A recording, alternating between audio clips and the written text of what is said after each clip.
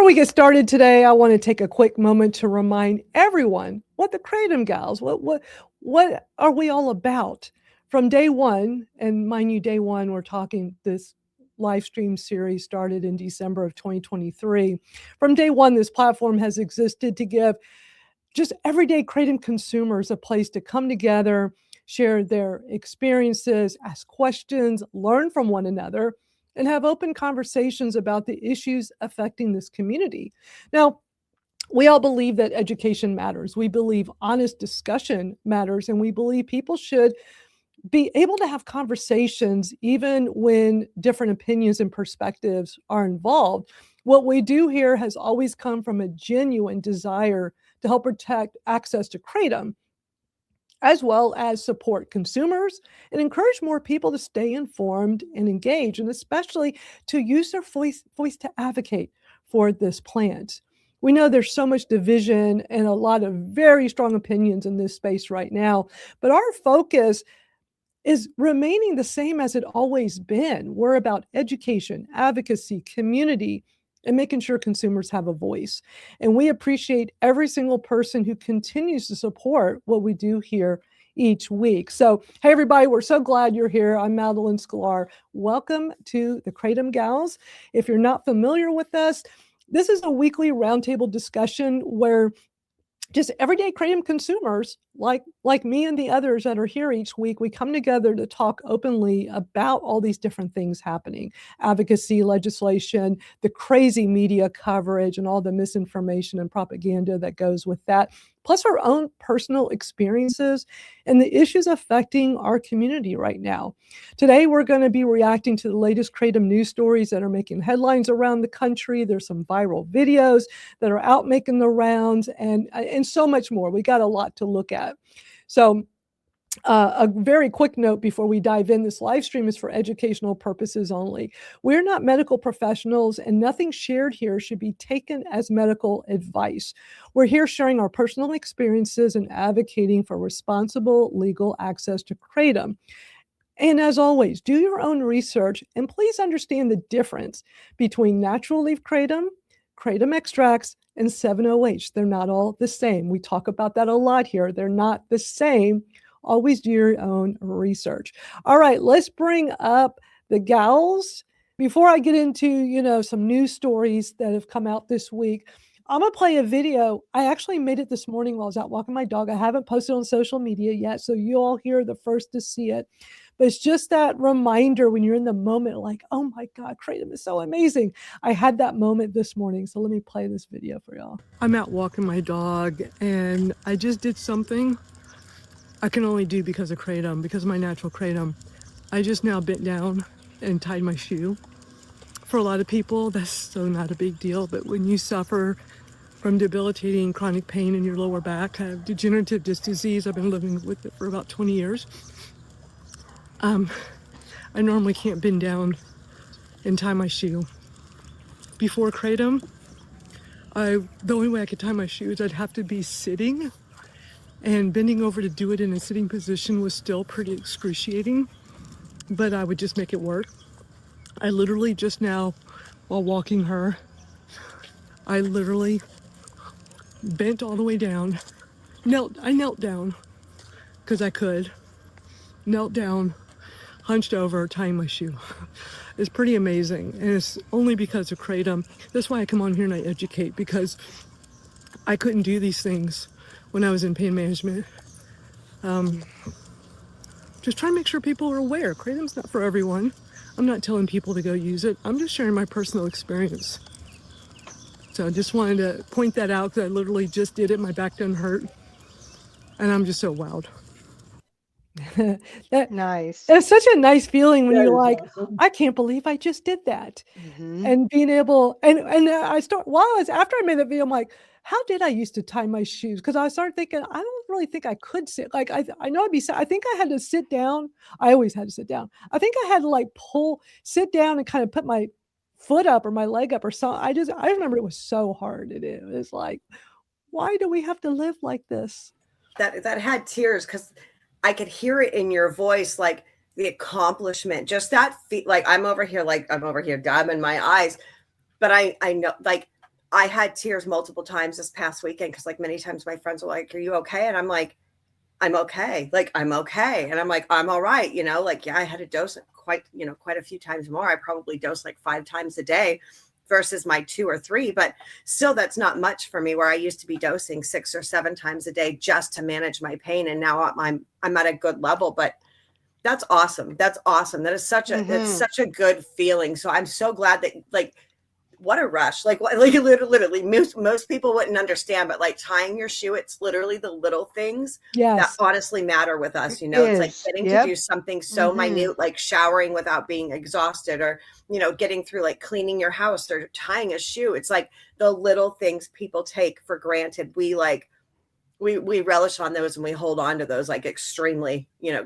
close to our heart. So I'm glad that you were able to do that, because like you had me over here in tears. It was a nice feeling, and it's just like, God, I just love this plant, and this is why I shout about it from the rooftops, because to be able to do something I normally could not do is just this incredible feeling. And I was in the moment, I'm like, I gotta make a video and tell the story just now, what happened.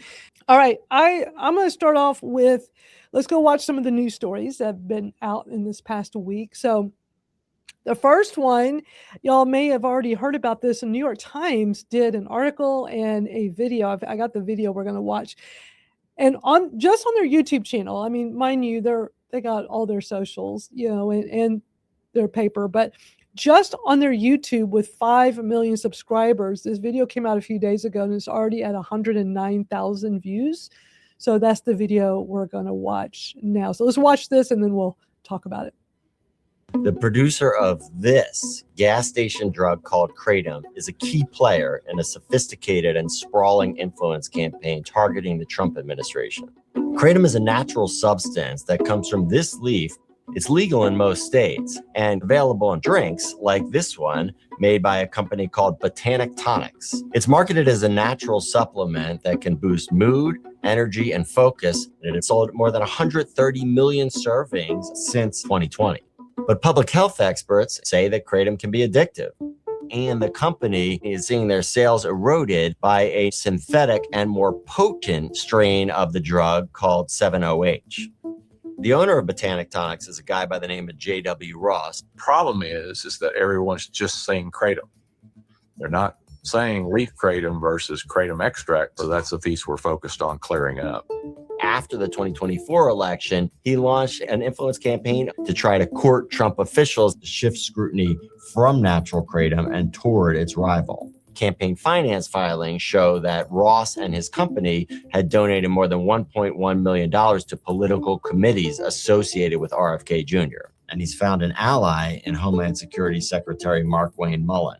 Mullin filed a personal financial disclosure statement that revealed that he had equity in Botanic Tonics worth between $500,000 and $1 million. But our reporting also found that Mullin is more than just an investor in Botanic Tonics. During his time as a U.S. Senator, Mullin privately urged the FDA to dial back its warnings about the health risks of kratom. In July of 2025, the Food and Drug Administration announced a major initiative to crack down on 7-OH, the rival drug to kratom. We are initiating action to recommend scheduling of 7-OH as a controlled substance. The FDA even emphasized that its goal was not going after natural kratom, even though public health officials have warned about its dangers as well. Mullin also took the stage and railed against the risks of 7-OH. It's legal, but it's an addiction that's ruining lives. It's not clear if at the time of that press conference he was already an investor in Botanic Tonics, but the scheduling of 7-OH would be a big win for natural kratom. We reached out to the Department of Homeland Security and the Department of Health and Human Services. Neither of them offered any details about J.W. Ross's relationship with RFK Jr. or Markwayne Mullin, but DHS issued a statement saying that Mullin had followed all ethics rules. The apparent success of this influence campaign shows how the Trump administration is receptive to special interests, even when those interests are pushing for policy positions that seem to be at odds with public health. Ooh, what do y'all think of all that? Money talks, doesn't it? It sure money does. talks. The first thing I'm going to say is, so what if Mullins is invested in a company? I don't care. Maybe he spoke about the plant before he invested in that company. Maybe he didn't. But I like the fact that he did speak out, because maybe it'll make other people stop and pay attention to the fact they need to leave Kratom alone. They need to regulate it, not prohibit it. But it doesn't look good when there's a financial tie in the Right. middle of politics, you know? But that ends up making Kratom look dirty rather than the Yeah. people involved. It And Well, does. I mean, we're seeing that's it the in part that politics frustrates with me. with it right now, with them, you know, wanting to ban. They're wanting to ban 7. I saw it here in New Hampshire. You know, like, I mean, I've seen it multiple times here in New Hampshire. You know, it's, you know, the United Way, the GKC, like, what is going on in this case? It's just, you know, money's talking, and we don't, you know, we don't matter. We're just, you know, people that don't have the money apparently to put it forth when we're out there, you know, just advocating, which is super frustrating. Like, come on. You know, it's like they want to, you know, they want things off the shelves because it's taking away from certain things versus, you know, I look at the bigger picture of what's really going on, and it's so frustrating. You know, it's like, why are they wanting all of this taken away? It all comes down to money. The It all biggest comes thing down is, to money. yeah, the biggest thing is stay out of politics. Yes. Take Kratom out of the political arena and Yeah. put it back where it belongs, in the hands of people making intelligent, informed, adult decisions about what we consume. Period. I mean, we proved that as a community when Yeah. we got them to stop the ban, you know, 2016, 2017. Like, we did that as a community. The consumers Yes. did that. Like, you know, like, people like really forget what really it was. It was our voice behind it. You know, like, we were the ones that were really backing, you know, the claims that were being said, like, Kratom is this, it's not this, you know. It's like, and we all stood up and they saw it, you know, they saw it, and they're like, okay, like, we're seeing these people. This is, you know, these people aren't coming in here, you know, inebriated. And I mean, they're even seeing that now, like, you know, when people are going and speaking on 7-0, people are not inebriated when they're going in there. You know, it's not like they're not, you know, if it was 13 times stronger, whether it plain leaf, mint extract, or 7, because they've all said it about every single one. If each one was 13 times stronger than morphine, none of us would be able to have a coherent conversation. Exactly. You know what I'm saying? Like, Exactly. there's just no way possible. And for me, like, I stood face to face with my New Hampshire legislative, and I had taken 7-0 that day because my anxiety was through the roof. My stomach was totally not okay with the Crohn's, and my pain was off the charts. And they were like, well, if you're taking it and you know, and like, and I think he called it a micro dose, like, I may not be verbatim, but like a small dose, and you're taking it responsibly, why are we going to ban it? And that's what was like, oh, I was really proud of New Hampshire. And then come back and then find out, you know, people come in and start paying things off just to get a changed vote. And that's why New Hampshire went the way that it did. But thankfully, the language was so messed up that they couldn't, you know, they had to let the bill lie, you know. And thankfully, California's kind of going the same. And, you know, thank God for 7 Hope. And I'm giving them praise right now because they've really been working their butts off to go and like say, no, like, the language in this bill is not right. Like, you aren't putting the right language. You can't do this bill just to, you know, you can't legally put this bill through with the way your verbiage is right now. And it is stopping these bills from going through. So, you know, I'm like, pat on the back to them right now because we need that. Like, I don't care who's doing it, but we need everybody. Like, yeah, if they're stopping it, they're stopping it. If they're educating them, good. That's what we need. We need that education. And I don't care where it's coming from, as long as it's proper education and it's getting to the right hands and they're stopping these bans, I'm going to support it.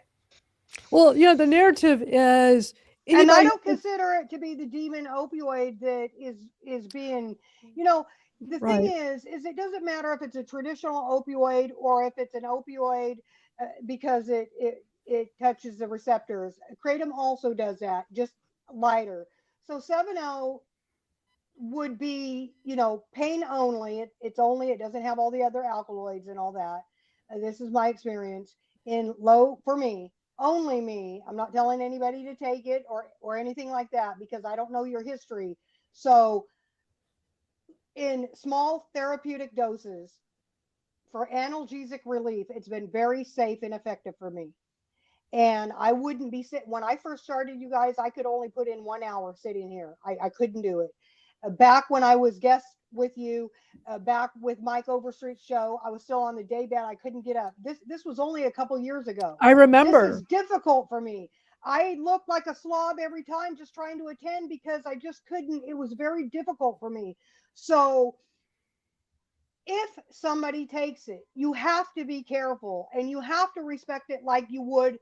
Again, if you can't respect it that way, then don't take it at all. You might end up in trouble. And then if you overconsume it, then yes, that's going to cause trouble too. If you mix it and you stack it and you're taking it with alcohol and other things, don't do it. You're going to be in trouble. So you really have to have the respect. And but here's the narrative. The narrative is anybody that uses 7-OH is, they're overusing it. You're addicted. You got all these issues. And we've all been hearing this, and it's been force fed into us for years, right? For a couple of years now, right? Especially by one person. But Amanda and Twinkle, since y'all have been open about how y'all consume it therapeutically with your natural kratom, those of us here have been getting an education in this. That's not saying, oh, y'all go run out and buy this and use this. No, is y'all sharing your personal experience. And even though, a lot of people are being demonized and shunned if they talk about it, and, oh, you're a junkie if you take that. That is not necessarily true. There are people that have been saying those of us that take our natural kratom are junkies and we're addicted to it. I didn't get that look with a big bag of prescription pills. They were like, oh, you have to take that many. And they're like, oh, they would be sympathetic. And I have this big old bag of pills. Like, I hate it. Now I just have like this little bag of, green powder that I'm wandering around with. And it's, and then I'm like shunned upon. And I'm like, this works way better than this big bag of pills that I was carrying around that barely, helped me function. Well, and and by those, the amount of pills that I had, it wasn't safe for me to drive a vehicle. Right. You know what I'm saying? Like it says right on the bill, do not operate heavy machinery. You got oxys, perks, all this long list of pain medication, because that's what I had to take. And I was comatose to the bed, like here I am living my best life. And I'm out, like I go to the beach, I go to a mountain, like when I say dancing, I'm just kind of like, bebop in my head. Like I can't, my physical self ain't dancing, but I'm just out there, I'm living. And I wouldn't be able to do that had I been on this big bag of pills that wasn't helping, so it's like, and then I wish people would look at it differently. I had the spinal cord stimulator implanted in 2006 so that I wouldn't need to take more medication, because I always took a low dose of any opioid. It was fairly low dose for me. Yeah. And now they're having all these issues with the spinal cord. I have a broken one on my spine, and it's been broken for there's 10 all kinds years. of lawsuits and it's everything for them. Against my scoliosis. I have a lot of scoliosis. It's tugging against that. I've already got, I'm in a mess, but finally after 10 years, I will see a doctor early next month again. And I have not had health care. I have pain care, health care, for 10 years. The last appointment I had was for my narcolepsy and apneas and my machine, and that was recalled, and that was 2018. So I haven't had any care. So these are blessings for me. Kratom was my life preserver. I was drinking alcohol to relieve pain after patient abandonment, and that was in 2016. And I started using kratom, drinking kratom in 2019. And I had already gotten sober for it. I wish that it would have dawned on me to use kratom sooner on a regular basis, because I raw dogged my sobriety. I just quit and I was done. But I also didn't have that as the crutch for the relief I was drinking it for. And then I also have been alcohol free since 2019.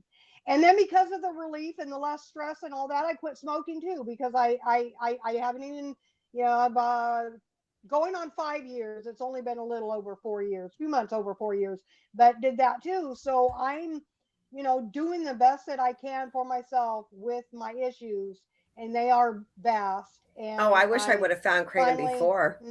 Yeah. And my mom would still be here. I look at it that way, and that one's a hard one. My mom would still be here had I been able to have kratom and know about kratom prior, because she was, the pain clinic killed her. The pharmaceuticals killed her, and she took less than what she was prescribed. She did everything that she was told and took less. I found it in 2009. I took it here and there, but I Yeah. could never find, back then there was no directions or instructions. So I thought that taking 2 or 3 capsules, and they're the half gram capsules. I thought like, oh my gosh, now I'm taking 3. That's too much. I just didn't know that it was okay to take 2 or 3 grams or 4 or maybe even 5, because you're thinking, man, 10 capsules, that's exceeding. And I try to stay low on everything. So I try again here and there. I would get a little energy with like the 3 capsules, but nothing for pain relief. So it wasn't something that I continued with. It was every once in a while. And then finally, um, ankle break, um, flare, everything. I took more time to try to use it. And that was 2019. And then I consumed it daily, other than a few breaks every now and again. And that's only because I do that for everything, even the Tylenol and the ibuprofen. I just try to do a little few-day detox, But you So, found what um, works for you, and yes, I mean, I think yep, back to when we first were met online years ago, and like your appearance is like night and day. Just how thank you you. look and just everything, just your presence. I've seen Thank the you. huge difference in I you. appreciate. And if you have Thank you. something Thank you. that Thank you. works, why on earth would I sit here and be pointing a finger at you and making you feel bad about Crying that? all the time because I just couldn't cope. And even though that still occurs for me because of being hit with strong emotions, it's fewer and far between. It's not like every song I hear or everything that somebody says, and then the tears fall or the rain drops, here they come. Things like this is just very different. And then combined with basically my son and my daughter-in-law rescuing us, we're here now. So, um, exactly. So I appreciate that because people really had no clue before. Yeah, well, and Yeah. I commend you for being, feeling comfortable enough to talk more openly about what you're using and experiencing and how that's helping you, because I know that's not easy to do, and It's not. The we're all ridicule learning. Constant, alone it's constant stressful. suicidal ideations from intense pain. That doesn't even count the actual events and the actions that I did do that I was hospitalized for because I was a Yeah, danger to myself. Doesn't count that, but it still goes on. When you can't get up, your steps, you're like, oh my God, one more step, one more step. I only have to make it to the bathroom, or I only have to this, or I only have to that. And it's heavy. It's a heavy burden to carry and then not be able to do anything. So then you're watching everybody else go on with life and you're just there. yeah. And so I am very grateful. I'm grateful for the options that are at hand for me at this time. Well, and And I'm just and happy to have a Kratom. platform where we can just have open, honest discussions. That's all we're doing here, I and I appreciate just that very want to much have a so. place where people can be comfortable to talk about. Doesn't mean any of us are advocating for its use or encouraging it. Doesn't matter how somebody wants to spin it. That's not anybody that watches this show. No, that's not what's happening here. And one thing that causes a lot of confusion, I have videos about this on my social media on TikTok and YouTube, but I'll just go ahead for anybody that's new. I know there's all this confusion about 7-OH because we hear about it all the time. Well, actually, it's a reminder there's different. The kratom, it's not kratom is kratom is kratom, right? It's all different. There's natural leaf kratom. That's what I consume. That's what all of us here consume. And then some people use extracts, which is taking kratom and is concentrated. So it's usually those liquid extracts. And honestly, when we started this show several years ago, it was before 7-OH was all over the news. And a lot of these stories, with demonizing kratom, it was about the extracts. It was constantly, these news stories about kratom is bad, and they'd show these extracts, and it was all about extracts being a problem. But anyway, it's finding what works for you, but doing your research and understanding what you're consuming. And then 7-OH is a more concentrated product, even more concentrated. And your natural kratom is going to have some natural 7-OH, is such a tiny, tiny amount. So when you go look at their lab reports, it's going to be something like 0.001% or something really tiny like that. That's part of the natural drying process of your kratom leaf, because we can't get natural like leaf fresh kratom leaves. They're not allowed to ship those overseas to the US. We can't have fresh kratom leaves. A fresh kratom leaf does not have 7-OH present.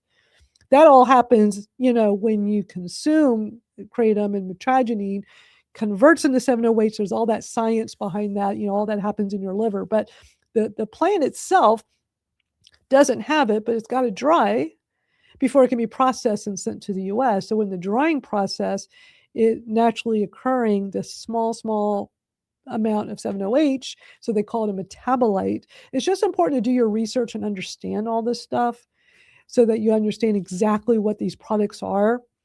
And we had a really great conversation last week talking about accountability. Robin, I always love when you bring that up, because it's always important that people need to take accountability for the things they consume.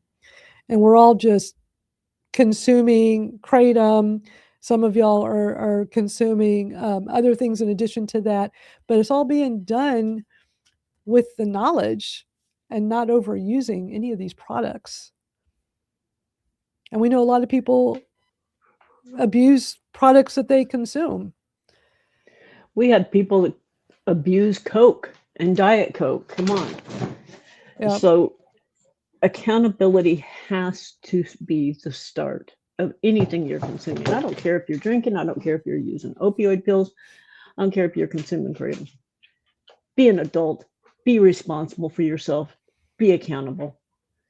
And don't try and shove your challenges, your issues off on a product, because the product isn't out there twisting your arm, making you take it. So learn what the product is that you're consuming. Learn what the safeguards are. Learn what the responsible dosages are, and then move forward from that point. Just grow. The biggest thing is grow up, be responsible, and quit blaming a product for an issue you have. Exactly. Well said. The State House in Georgia had a hearing this week, and I'm going to play, if we have time, I might play some clips from that. It was 3 hours long. I haven't watched it all, but Venus was kind enough to send me some timestamps of various speakers talking about. Let me play the news story out of Georgia this week. New developments tonight. Some Georgia lawmakers took a big step discussing the controversial product, kratom, particularly ways to better regulate it. Channel 2's Corey James live tonight in Midtown Atlanta. So, Corey, everybody from lawmakers to law enforcement to medical experts, they said they need to learn more because kratom is sold over the counter at smoke shops and at gas stations. Yeah, George, and it's sold at smoke shops like this one right behind me. It also is sold at convenience stores like this one right across the street here. Lawmakers say they want to reduce the access to better protect children. It's like a legal alternative to opiates. Patrick Hussey says he does not do kratom, but he is somewhat familiar with the product. The effects of it would be very similar to like if you took... Wait, he doesn't do it, but he knows? There's that drug terminology as well. He doesn't do kratom. Yeah, it is very much. But he doesn't do this, but let's interview him anyway and have him share what kratom is and does. That's ridiculous. Yeah. And it's such terrible journalism with so many of these news stations around the country. They show products that are not what they're talking about. We've seen that time and time again here. That's one of the reasons why we do this show, because I kept noticing so much of this misinformation the media puts out that's like, I need to make sure people are aware, fellow kratom consumers, like this is what information goes out to the public on a regular basis. I never have a shortage of these videos for us to watch. And this is just a fraction of what I've seen week by week. But I mean, it's like, oh, let's interview this guy on the street. He doesn't do kratom, but he has lots to say about it. Oh my God, give me a break. Some of the prescription like opiate pills. Lucas Trulio tells us he's seen it around Metro Atlanta as well. Usually when there's certain drugs from gas stations, I try to, of course, not to, Not to take it. Yeah. We told you about kratom back in May when the DeKalb County Medical Examiner's Office became the latest county to add kratom to its autopsy reports. Now, weeks later, several Georgia lawmakers and medical experts gathered for the first time at the Capitol to evaluate the impact of these products on minors. They also looked at strengthening protections for all consumers. I became especially engaged in the problem of kratom about a year ago. But today, the patients that I'm treating, all of them who've become recently addicted in the past. I'm going to stop for a minute. This is Andrew Kalani. For those of you like some of us that come from pain management and we lost our access to our opiates, it's because of him. He has this organization and he was responsible for that whole initiative 10 years ago that, oh, we're all addicted to our opiates and it's bad and we got to stop prescribing so much. I swear this man must be the most miserable human being on the face of the planet. That is the only excuse for the things he says and does. Yeah, it's all about getting paid to do all this stuff. He did that in the pain community. Now he sees an opportunity in the kratom industry to go capitalize and talk about how bad kratom is and talking about how he sees patients. Dr. Patient Forum did this deep dive expose. We played it a few months ago here. And it's like he's not seeing patients anymore. He gets paid to go around the country and talk about all this stuff. So it's so misleading. But this is him speaking at the Georgia House of Representatives. And so he is coming after our kratom. Just want to make sure everybody's aware. All right, let me continue this story. Last 5 or 6 years, it's kratom that caused their addiction. One question that came up, where kratom is sold, specifically focusing on vape shops and convenience stores. Selling in a place in which that can be controlled might be best for public health. And as we shared before, kratom can be deadly. This woman who lost her cousin knows it well. She ended up overdosing, like in public, in front of her kids. It was terrible. I mean, more oversight is, in my experience, generally the way to go with these sort of things. And lawmakers tried to ban kratom about 4 years ago, but that proposal failed. It is only allowed to be sold to people who are over the age of 21. Live in Midtown, Corey James, WSB Tonight. All right, so anywhere Kolodny goes, problems arise. Absolutely, and yeah, they said he was there in D.C. Drew said he was surprised that Kalani said nothing to him. Wow, he's showing up everywhere with the kratom industry stuff right now, and it's yeah. So it's already bad enough. He helped get rid of our pain meds. And now, there should be several class action lawsuits against that man. It really should be. Because he has caused not just pain and suffering, he has caused death on a wide scale. Yeah. People need to understand, like on the industry side, this perception they're putting out. And now it's like, okay, y'all take responsibility for this stuff.